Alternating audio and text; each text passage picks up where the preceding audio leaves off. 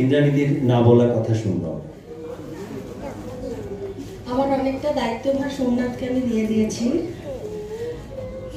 আমার বলার হচ্ছে যে ওরা যেন, বাচ্চারা যেন নিজে ভালোবেসে গানটাকে গায়।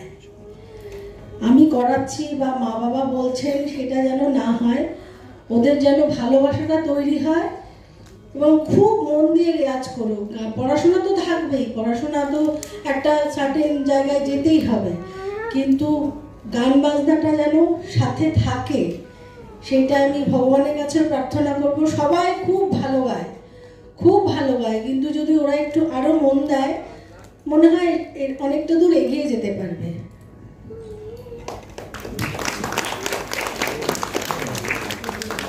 পরের অনুষ্ঠানে যাব।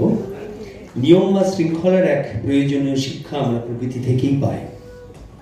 নিয়ম মেনে বারে বারে চর্চার মধ্য দিয়ে লক্ষ্য অর্জন করা যায়। স্বরের প্রকৃত অনুশীলনে সুর, তাল, ছন্দের অভীষ্ট লক্ষ্যে পৌঁছানো যায়। স্বর ও শ্রুতির একটি ছোট্ট নিবেদন কচিকাঁচাদের নিয়ে, যেটা ভবিষ্যতে তাদের সহায়ক হবে।